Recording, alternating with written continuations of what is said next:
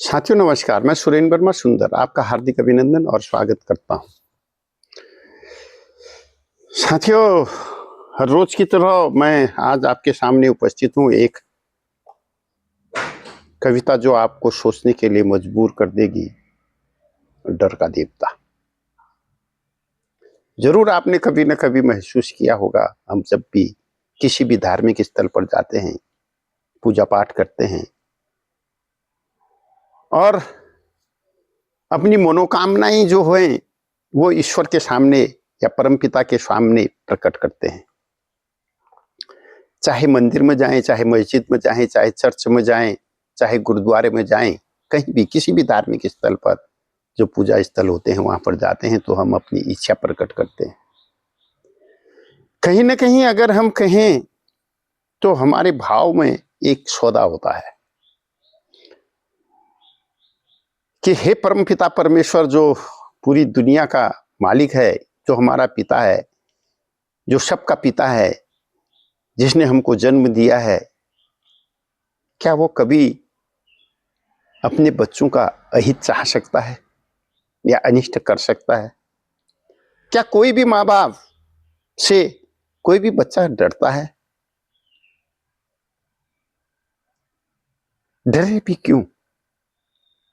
क्योंकि अगर सबसे अच्छा कोई हितैषी अगर कोई होता है, शुभचिंतक होता है, तो वो माता पिता होते हैं। अब हमारा जो परमपिता है, परमेश्वर है, हम चाहे उसको किसी भी रूप में, किसी भी नाम से पुकारें, क्या वो हमारा अनिष्ट चाह सकता है या हमारा बुरा चाह सकता है? तो तब हम पूजा भी करते हैं, पाठ भी करते हैं, भक्ति करते हैं, तो तब कभी कभी हमें लगता है कि हमने ईश्वर को नहीं बल्कि अपने डर को देवता बना लिया। हमारी भक्ति अब श्रद्धा नहीं, एक सौदे की तरह मुझे लगता है। अब धर्म स्थलों में श्रद्धा और भक्ति नहीं, अब धर्म स्थलों पर श्रद्धा और भक्ति नहीं, कारोबार सस्ता है। भय के साये में आज हर इंसान उसको पूजता है, उसको पूजता है। भय के साये में आज हर इंसान उसको पूजता है, कोई किसी रूप में, कोई किसी रूप में। जो ये डर का देवता, जो ये कविता है साथियों, उसी बेचैनी से जन्मी है, जो सवाल उठाती है कि क्या हम सच में ईश्वर को पूजते हैं, उस परमपिता परमेश्वर को पूजते हैं, या फिर उस डर को जिसे हमने स्वयं गढ़ लिया है। तो यह कविता जो हमें लौटाती है उस सच्चे ईश्वर की ओर, जो बच्चों की हंसी में मुस्कुराता था, जो चिड़ियों में गाता था, उसी डर के देवता का जो कविता है उसका वाचन मैं आपके सम्मुख करने का प्रयास कर रहा हूं। मैंने सीखा जड़ों की छांव में कहीं भगवान नाराज न हो जाए। मैंने सीखा जड़ों की छांव में कहीं भगवान नाराज न हो जाए, कहीं मेरा अल्लाह मेरा कुछ बुरा न कर दे, मेरा कोई अनिष्ट न हो जाए। इसी डर में हमने मंदिरों में दिया जलाया, कहीं अल्लाह अल्लाह कहा। जिसने सूरज को अग्नि दिखाई, हमने उसी के आगे दीप जलाया, हमने उसी के आगे दीप जलाया। जिसने फूलों को खिलने का वरदान दिया, जिसने फूलों को खिलने का वरदान दिया, उसे तोड़ा मुरझाया फूल उस पर ही चढ़ाया। जिसने सोने की खान बनाई, हमने उसे ही स्वर्ण मुकुट पहनाया। जिसने सोने की खान बनाई, उसी को स्वर्ण मुकुट पहनाया। जिसने हमें श्वास दी, जीवन दिया, उसे हमने सौदे में चढ़ाया, उसे हमने सौदे में चढ़ाया। हम ईश्वर को नहीं पूजते, हम डर को पूजते हैं। कभी कर्म के भय से, कभी कर्म फल की चाह से, कभी नरक के डर से, कभी स्वर्ग की चाह से, कभी स्वर्ग की चाह से। अब ईश्वर ने इंसान बनाया या नहीं, आज भी प्रश्न है। बहुत सारे लोग ये प्रश्न करते हैं, पर डरे इंसान ने ईश्वर को अपने ही डर की आकृति में गढ़ा, उसे सिंहासन दिया फिर उसे ठगने का ही यंत्र रच डाला, फिर उसे ही ठगने का ही यंत्र रच डाला। भक्ति अब लेन देन बन गई है, श्रद्धा अब लेन देन बन गई है, आस्था अब भय की छाया है, प्रार्थना अब याचना है, और मंदिर व्यवसाय की माया है, और धार्मिक स्थल व्यवसाय की माया है। कहां गया वो ईश्वर जो नदियों में बहता था, जो बच्चों की हंसी में मुस्कुराता था, जो पेड़ों में झूमता था, जो चिड़ियों में गाता था, जो पेड़ों में झूमता था, जो चिड़ियों में गाता था। अब ईश्वर वह नहीं दिखता, क्योंकि हमने उसे डर की मूर्तियों में कैद कर दिया है, क्योंकि अब हमने उसे डर की मूर्तियों में कैद कर दिया है। साथियों, ये जो कविता है यह दार्शनिक और धार्मिक और सामाजिक पक्षों को गहराई से उद्घाटित करती है। मनुष्य के विकास की यात्रा में जो बहुत ही अद्भुत है और उतनी ही ये विरोधाभासी है। जिस ईश्वर की परिकल्पना हमने प्रेम, करुणा और विश्वास के आधार पर की थी, समय के साथ वही ईश्वर भय और स्वार्थ का प्रतीक बन गया। जिसने मनुष्य को चेतना दी, उसे स्वतंत्र सोचने की, समझने की क्षमता दी, उसी मनुष्य ने उस शक्ति को भय के आवरण में ढक दिया। कभी उसने कहा ईश्वर सर्वव्यापी है, तो फिर उसे सीमित कर दिया एक मूर्ति में, एक मंदिर में, एक नियम में। कस्तूरी कुंडल बसे मृग ढूंढे बन माही, ऐसे घटी घटी राम है दुनिया देखत ना है। हमने और हम जाते हैं, पूजा करते हैं, जबकि वो तो यहां है। पर फिर उसी ईश्वर से डरने भी लगे कि कहीं यह नाराज ना हो जाए और कहीं कोई अनिष्ट ना हो जाए। यही वो क्षण था साथियों, जब आस्था ने भय का रूप धारण कर लिया और भक्ति लेन देन बन गई। फिर मंदिरों में दीप जलाने लगे, पर मन के अंधेरे और गहते होते चले गए। लोग पूजा करने लगे, पर ईश्वर नहीं अपने डर को। साथियों, ये जो कविता है डर का देवता, इसी गहरे आध्यात्मिक और सामाजिक विरोधाभास को उजागर करती है। यह कविता यह नहीं कहती कि ईश्वर नहीं है, बल्कि यह प्रश्न उठाती है कि हमारे भीतर का ईश्वर कहां गया, खो गया है, जो कस्तूरी कुंडली बसे। वह ईश्वर जो नदियों में बहता था, पेड़ों में झूमता था, बच्चों की हंसी में मुस्कुराता था, वह चिड़ियों की सुरों में जो गाता था, अब वो दिखाई क्यों नहीं देता? क्योंकि हमने उसे मूर्ति की सीमाओं में, मंत्रों की औपचारिकताओं में, भय की परंपराओं में कैद कर दिया है। आज हमारी प्रार्थनाएं याचना बन चुकी है, आस्था व्यापार बन चुकी है, और मंदिर व्यवसाय का प्रतीक। हम ईश्वर को नहीं पूछते, हम उस डर को पूछते हैं जो हमें अपराध बोध, स्वर्ग नरक और कर्मफल के बंधन में बांधता है। यह कविता हमें सोचने को मजबूर करती है साथियों, कि ईश्वर सच में हमें दंड देने के लिए नहीं है, या फिर हमने उसे ऐसा बना दिया है क्योंकि हम स्वयं डर में जीना चाहते हैं। डर का देवता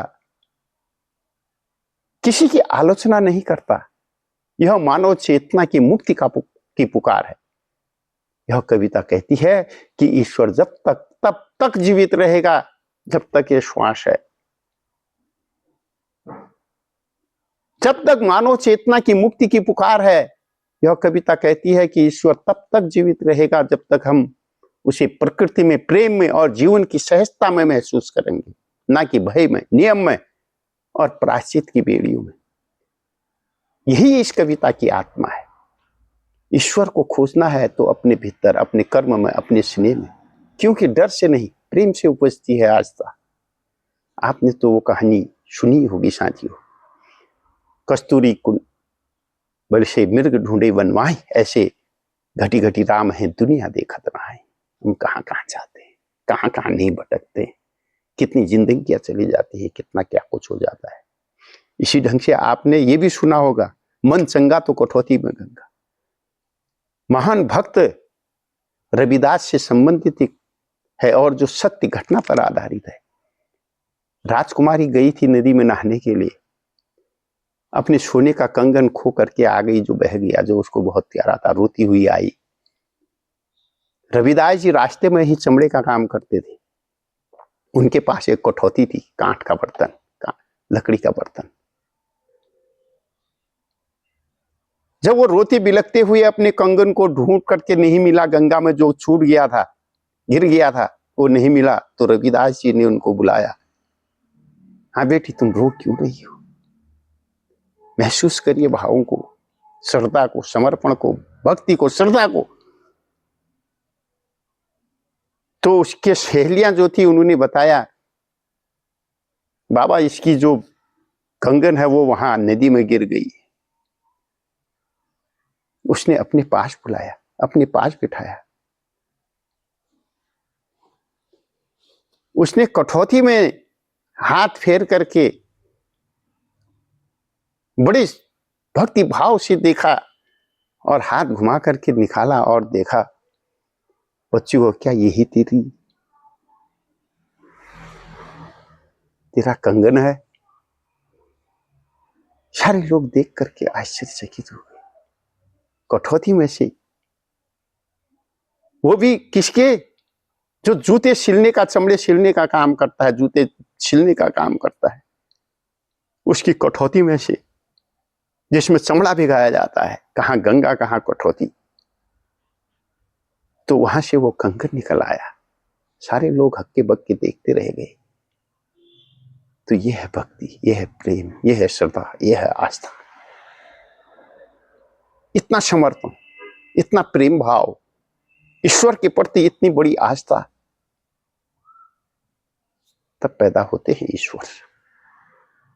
लेकिन हमारे तो मन में दुनिया भर की खोट, दुनिया भर की चाह। जिसने सब कुछ बनाया उसी को हम लालच दे रहे हैं, उस पर कांटा लगा रहे हैं। हम जैसे मछुआरा कांटा लगा करके मछली को आकर्षित करता है कि ये मेरे उसमें जाल में फंस जाएगा, ठीक उसी प्रकार हम उस परमपिता ईश्वर को भी कांटा लगाते हैं। कभी धूप के नाम पर, कभी बत्ती के नाम पर, कभी दीप के नाम पर, कभी चढ़ावे के नाम पर, कभी छत्र के नाम पर, कभी घंटी के नाम पर, कभी किसी नाम पर, कभी किसी नाम पर। क्या वो ईश्वर हमारे भाव और विचारों को नहीं समझता है? जिसने इतनी बड़ी सृष्टि रच डाली, इतना सब कुछ कर डाला, एक श्वास, एक एक जो बिना उसके इशारे के चल नहीं सकता है, हम उसी को अपने कांटे में फंसाने की कोशिश करते हैं। और हम अपने को सबसे बड़ा बुद्धिमान भी समझते हैं, है ना? अचंभित कर देने वाली बात। तो साथियों, इसीलिए तो कहा गया है, उस परमपिता परमेश्वर के नजरों में जो इस सांसारिक जीवन में सबसे अंतिम पंक्ति में है, पंक्ति के अंतिम व्यक्ति जो है, वो उसके नजरों में पहले है, सबसे पहला स्थान प्राप्त करता है। क्योंकि वहां श्रद्धा है, वहां भक्ति है, वहां प्रेम है।